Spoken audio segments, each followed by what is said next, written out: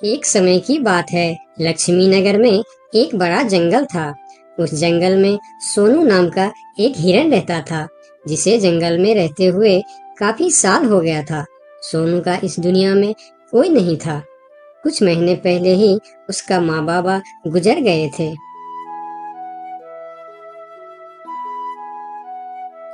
इसीलिए इस जंगल में रहते हुए उसे काफी अकेलापन महसूस होता था।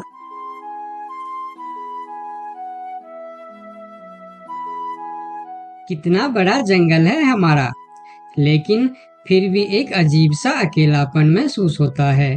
काश मेरा भी कोई दोस्त होता तो कितना अच्छा होता। तभी वहां से एक तेंदुआ और सियार गुजर रहे थे। सोनू को अकेला देखकर दोनों उसके पास आए और बोलता है, अकेले अकेले क्या कर रहे हो? हमसे दोस्ती कर लो, हम है ना तुम्हारे साथ रहने के लिए। क्या मैं तुम दोनों से दोस्ती कर लूं? तुम लोगों को काम है दूसरे को बेवकूफ बनाना और उनका खाना चुराना और परेशान करना। तुम दोनों से दोस्ती करके मैं गलत चीजों के अलावा और कुछ नहीं सीखने वाला। इससे अच्छा तो मैं अकेले ही ठीक हूँ। अब तुम दोनों यहाँ से जा सकते हो। अभी तो तुम हमारी दोस्ती को ठुकरा रहे हो, लेकिन वक्त आने पर तुमको हमारी दोस्ती की अहमियत पता चलेगी, देख लेना। ये कहकर वह दोनों वहां से चले जाते हैं। उन दोनों के चले जाने के बाद हिरन कुछ देर बाहर बैठा रहा। फिर धीरे धीरे शाम हो गई। तब हिरन भी घर के अंदर चला गया।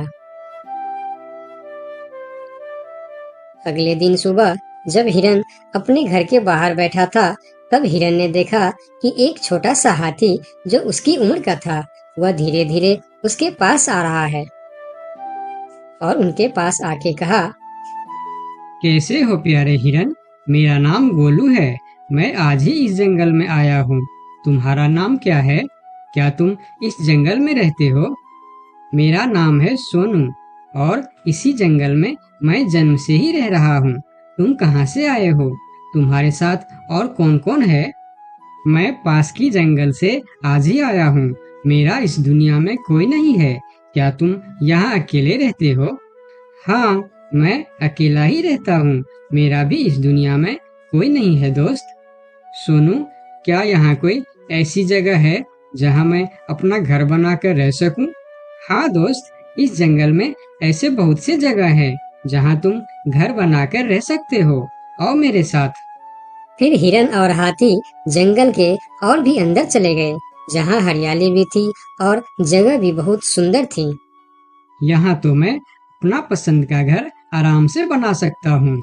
हाँ मेरे दोस्त, और इस काम में मैं तुम्हारी मदद करूँगा। नहीं प्यारे दोस्त, मैं अपना घर खुद बना लूँगा। मैं तुम्हारा फायदा नहीं उठाना चाहता। तुम मेरी बहुत मदद की है। ये सुनकर भी हिरन ने उसकी मदद करने का फैसला नहीं बदला और काम पर लग गए। जंगल से अच्छी लकड़ियाँ और पेड़ इकट्ठा करके दोनों ने मिलकर 2 दिन के अंदर ही एक झोपड़ी जैसा घर बना डाले। तुम्हारा बहुत बहुत शुक्रिया दोस्त। अगर तुम नहीं होते तो मैं इतना आसानी से ये घर नहीं बना पाता। शुक्रिया की कोई जरूरत नहीं है। तुम मेरे प्यारे दोस्त हो। ये तो मुझे करना ही था। उस दिन से दोनों की दोस्ती और भी गहरी हो गई। इधर शाम होने वाली थी। हिरन अपने दोस्त से विदा लेकर अपने घर की ओर चलना शुरू किया। हिरन रोज हाथी के घर आता और दोनों सारा दिन साथ ही रहते थे। एक साथ खाते थे और मजे भी करते थे। एक दिन सोनू हिरन हाथी के घर नहीं आया तो उसे हिरन के लिए चिंता होने लगा। वह फिर चलकर हिरन के घर जा पहुंचा। अरे क्या हुआ दोस्त, तुम आज मेरे घर क्यों नहीं आए? तुम्हें ना देखकर मैं बहुत परेशान हो गया, इसीलिए मैं इधर चला आया। दोस्त, मेरा तबीयत खराब है। पूरे शरीर में बहुत दर्द हो रहा है। मैं ठीक से खड़ा भी नहीं हो पा रहा हूँ। हाथी आगे आया और हिरन के शरीर को छू कर देखा कि हिरन को तो बहुत तेज बुखार चढ़ा है। दोस्त, तुम्हें तो बहुत तेज बुखार है, लेकिन ये सब अचानक कैसे हो गया? ये कहकर हाथी ने थोड़ा देर सोचा और बोला, मैं अभी आता हूँ। तुम बिल्कुल चिंता मत करना, तुम ठीक हो जाओगे। इतना कहकर हाथी वहां से चला गया और सोनू हिरन उसका इंतजार करने लगा, लेकिन कई घंटे गुजर जाने के बाद भी हाथी नहीं लौटा। हिरन निराश होकर बैठा रहा। थोड़ी देर बाद वही तेंदुआ और सियार उसके पास आ गए और कहने लगे, सोनू हिरन, तुम्हारी तबीयत का पता चला तो हमें बहुत दुख हुआ। ये देखो, हम तुम्हारे लिए खाना भी लेकर आए हैं। उन्होंने कुछ फल हिरन के सामने रख दिए और फिर उसको खाने के लिए कहते हैं। तुम लोगों का बहुत बहुत शुक्रिया, मुझे बहुत भूख लगी थी। अरे हिरन भाई, इस समय तुम्हारा तबीयत खराब है और वह तुम्हारा दोस्त कहाँ है जो हमेशा तुमसे चिपका रहता है? पता नहीं कहाँ गया है। सुबह एक बार आया था, उसके बाद अभी तक लौटा नहीं। हाँ, उसने सोचा होगा कि तुम्हारी बीमारी में सेवा करनी पड़ेगी, इससे अच्छा तो हम भाग ही जाते हैं, इसलिए वह गायब हो गया। अच्छा दोस्ती निभाया उसने। नहीं नहीं, ऐसा नहीं हो सकता, वह मेरा बहुत अच्छा दोस्त है। ऐसा ही हुआ है। हमने कहा था ना कि वक्त आने पर हमारी दोस्ती की अहमियत समझेगी। यही वह समय है। उनकी बात सुनकर सोनू हिरन को बहुत दुख हुआ। फिर वह वहां से चला गया। धीरे धीरे शाम हो गई, लेकिन हाथी का कोई अता पता नहीं था। हिरन के तबीयत में भी कोई सुधार नहीं हुआ। अगले सुबह फिर से वह दोनों हिरन के घर पर आए। आज भी दोनों ने हिरन के लिए कुछ फल लेकर आए थे। हिरन बहुत खुश होकर खाने लगा। उसे अपने आप पर शर्म आ रहा था कि जिन जानवरों को वह बुरा भला कह रहा था, आज मुसीबत में वही उसके काम आ रहे हैं। वह हर बार उनका शुक्रिया कर रहा था और माफी भी मांग रहा था। फिर थोड़ी देर बात करके दोनों वहां से चले गए। कब तक हम इनकी नौकरी करते रहेंगे? अब अपने योजना को अंजाम देने का समय आ गया है, नहीं तो बहुत देर हो जाएगा। हाँ, तुमने बिल्कुल ठीक कहा। अब हमें और समय नष्ट नहीं करना चाहिए। आज ही हमें कुछ निर्णय लेना ही पड़ेगा। चलो चलते हैं शेर सिंह के पास। शाम के समय जब हिरन अकेला था, तब हाथी वहां पर पहुंचता। उसको देखते ही सोनू हिरन को बहुत गुस्सा आ गया। क्या देखने आए हो यहाँ? यही कि मैं जिंदा हूँ या मर गया? ऐसा क्यों बोल रहे हो दोस्त? मेरा पूरा बात तो सुनो। मुझे दोस्त कहकर मत बुलाओ। दोस्त वो होता है जो अच्छे और बुरे वक्त में साथ निभाए। तुम तो मेरे तबीयत खराब होते ही मुझे छोड़कर भाग गए थे। मुझे खाना भी वह लोग लाकर दे रहे थे जिससे मैं बात तक करना पसंद नहीं करता था। तुम्हें अभी तक कुछ भी पता नहीं है, इसीलिए गुस्सा कर रहे हो। मैं तुम्हारे साथ छोड़कर नहीं भागा था। मुझे पता चल चुका था कि तुम्हें डेंगू बुखार हो गया है और तुम्हारे पास सिर्फ 3 दिन थे। मैंने घर में इसके दवाई रखे थे, लेकिन जब मैं घर पहुंचा तो वहाँ दवा न जाने कहाँ गायब हो गया। मेरे पास समय कम था। तुमको बताने वापस आता तो और देर हो जाती, इसीलिए मैं पुराने जंगल गया था। वहाँ से तुम्हारे लिए 2 दिन का सफर करके यह जड़ी बूटी लाया हूँ। इसे खा लो दोस्त, वरना सुबह तक तुम्हारा बुखार नहीं उतरा तो मैं मेरे सबसे अच्छा दोस्त खो दूंगा। ये सुनकर सोनू हिरन के आंखों में आंसू निकल आए। उसने तुरंत वह जड़ी बूटी खा ली। मुझे माफ कर दो दोस्त, न जाने मैं कैसी तुम्हारी दोस्ती पर शक कर बैठा। यकीन मानो, तुमको वापस देखकर मुझे बहुत अच्छा लग रहा है। फिर दोनों ने बातें करने लगे। इतने में सोनू को अच्छा महसूस होने लगा। फिर वह उठकर खड़ा हो गया। अरे देखो दोस्त, मैं तो बिल्कुल ठीक हो गया। तुम्हारा बहुत बहुत धन्यवाद दोस्त। दोनों घर के बाहर बातें कर रहे थे, तभी वहाँ पर शेर सिंह को साथ लेकर वह दोनों आ गए। तुम लोगों के साथ ये शेर सिंह यहाँ क्या कर रहा है? शेर सिंह, यही वह हिरन है जिसे हमने आपके लिए तैयार किए हैं। ये सुनकर हिरन डर गया और फिर उसको समझ में आया कि ये दोनों क्यों इसका सेवा कर रहा था। इधर शेर सिंह हिरन को शिकार करने के लिए आगे आया। तब हाथी बोला, मेरे रहते तुम लोग मेरे दोस्त को कुछ भी नहीं कर सकता। ये कहकर हाथी आगे आया और जैसे ही शेर सिंह ने हिरन की तरफ कदम बढ़ाया, हाथी ने शेर सिंह को जोर का टक्कर मारा और शेर सिंह दूर जाकर गिरा और उसकी कमर का हड्डी टूट गया और वह उठ भी नहीं पाया। यह देखकर तेंदुआ और सियार जल्दी जल्दी वहां से भाग गया। फिर उस दिन के बाद हिरन सुंदरबन के जंगल में एक ठग सियार रहता था। वह बहुत ही निकम्मा और कामचोर था। हमेशा इसी जुगाड़ में रहता कि कहीं कोई मुर्गा मिले जिसे मूर्ख बनाकर उसके साथ ठगी की जाए। एक दिन, अरे बंदर भाई, कल रात में मैंने आपको सपने में देखा। अरे रहने दे सियार, तू अपना सपना अपने पास रख और मुझे जाने दे। ऐसा बोलकर बंदर चला गया। धीरे धीरे सारे जानवर सियार की हरकत को जान चुके थे, इसलिए कोई भी जानवर उसकी बातों में नहीं आता था। अब सियार समझ चुका था कि इस जंगल में उसकी दाल नहीं गलने वाली, इसीलिए वह दूसरे जंगल जाने का निश्चय किया और अगले दिन सियार अपने जंगल को छोड़कर दूसरे जंगल की तरफ निकल पड़ा। दूसरी जंगल में पहुंचते ही दिन भर जंगल का जायजा लिया और शाम होते ही एक गधे को देख उसके पास गया और रुककर बोला, गधे भाई, मैं इस जंगल में नया आया हूँ और शाम भी ढल चुकी है। क्या मुझे एक रात रुकने के लिए आपके पास शरण दे सकते हो? हाँ हाँ, क्यों नहीं।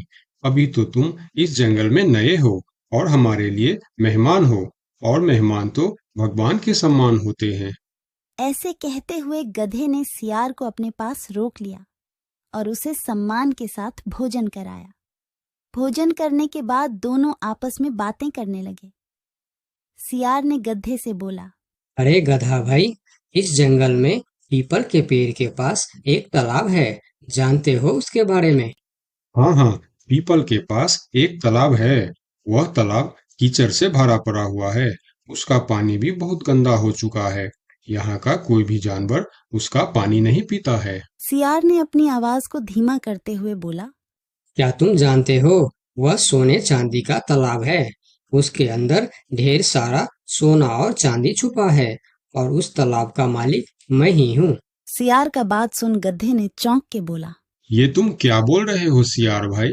तालाब भी कहीं सोने और चांदी का होता है? मैं भी ऐसे ही सोच रहा था। मुझे भी इस तालाब के बारे में कोई जानकारी नहीं था, लेकिन कुछ ही दिन पहले मेरे पिताजी मरने से पहले सारे संपत्ति मेरे नाम की, उसमें यह तालाब भी है। और आज मैं अपने संपत्ति देखने के लिए ही यहाँ पर आया हूँ। यकीन नहीं होता तो यह थैली में देख लो, जो मैंने अभी इस तालाब से निकाला है। सोने के गहने निकालकर गधे को दिखाया, जो उसे ठगने के लिए उसने अपने साथ लेकर आया था। गहने को देखकर गधे को सियार के बात पर विश्वास हो गया और बोला, अरे हाँ, ये तो सचमुच सोने चांदी का है। तब तो तुम बड़े ही भाग्यशाली हो, इसलिए तुम्हारे पास ये सोना चांदी का तालाब है। अब सियार मन ही मन खुश हो रहा था। उसे तो इसी बात का इंतजार था। गधा भाई, मुझे इस संपत्ति से कोई भी लालच नहीं है। मेरे पास मेरे जंगल में और बहुत सारे संपत्ति है, जो मेरे पिताजी ने मेरे लिए छोड़कर गए हैं। मैं तो यहाँ तालाब बेचने के लिए आया था। सोचता हूँ तुम भले जानवर दिखते हो, क्यों ना तुमको ही यह सब बेच दूं। मुझे, यानी यह सोने का तालाब मेरा हो जाएगा और मैं इस तालाब का मालिक बन जाऊंगा। बेचारा भोला भाला गदहा सियार की चिकनी चुपड़ी बातों में बहुत आसानी से आ गया और गधा सियार से सोने का तालाब खरीदने को तैयार हो गया। दोनों के बीच 4 सिक्कों का सौदा तय हुआ। ठीक है सियार भाई, मैं अभी जाकर हिरन के पास से 4 सिक्का लेकर आता हूँ। मेरे पास अपना घर न होने के कारण मैं अपनी सारी कमाई हिरन के पास ही रखता हूँ, और जब भी मुझे जरूरत पड़ता है मैं उससे ले लेता हूँ। ठीक है गधे भाई, लेकिन ध्यान से, जंगल में किसी को इस बात का पता नहीं चलना चाहिए, वरना जंगल के सारे जानवर मेरे पीछे ही पड़ जाएंगे। ऐसा बोल सियार गधे को भेज देता है और गधा हिरण के पास जाकर अपना सिक्का मांगता है। गधे भाई, घर में सब ठीक तो है ना? आज आपको अचानक से 4 सिक्कों का क्या जरूरत पड़ गया? अरे वह अपने जंगल में जो तालाब है ना, मैं उसे खरीद रहा हूँ। तालाब खरीद रहे हो? क्या करोगे तुम तालाब खरीद के? तालाब का तो पता नहीं, लेकिन उसमें जितना सोना चांदी है वह सब मेरा हो जाएगा। तालाब में सोना? ये तुम क्या बोल रहे हो भाई? मुझे तो कुछ भी समझ में नहीं आ रहा है। मुझे डर है कि तुम कहीं कोई परेशानी में ना आ जाओ। देखो, तुम मुझसे कुछ भी मत छुपाओ। क्या बात है? साफ साफ बताओ मुझे। हमारे जंगल में एक बहुत ही अमीर सियार आया है। ढेर सारी संपत्ति है उसके पास। और तो और, हमारे जंगल में जो तालाब है ना, जिसे हम लोग गंदा नाली समझकर उसका पानी भी नहीं पीते हैं, उस तालाब में ढेर सारा सोना और चांदी है। उसने तो मुझे उस तालाब से सोने का गहना भी निकाल कर दिखाया है। उसी तालाब को मैं खरीद रहा हूँ। हम दोनों के बीच 4 सिक्कों का सौदा हुआ है। मुझे तो वह सियार मूर्ख ही मालूम पड़ता है, जो इतने सस्ते में सोने का तालाब बेच रहा है। मूर्ख वो नहीं, मूर्ख तुम हो। भला तालाब भी कोई सोने चांदी का होता है?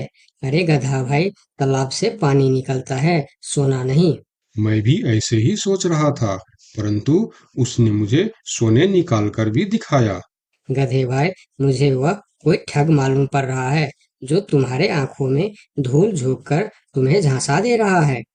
मैं एक तरकीब बताता हूँ, जिसे दूध का दूध और पानी का पानी हो जाएगा। कौन सा तरकीब हिरन भाई? तुम ऐसा करो, उस सियार से बोलो कि मेरा हिरन भाई ने कहा है कि लिखा पढ़ी होगा तभी मैं उसे 4 सिक्का दूंगा, और अगर बिना लिखा पढ़ी से ही काम हो जाता है तो मैं सिर्फ एक ही सिक्का दूंगा।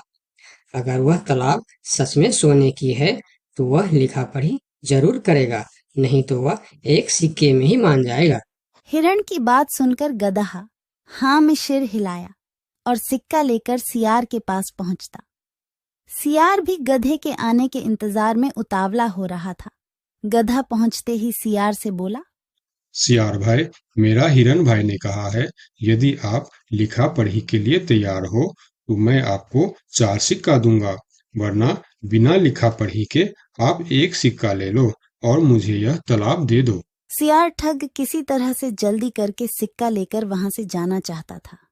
वह बोला, अरे गधे भाई, तुम बड़े अच्छे और भले मालूम पड़ रहे हो।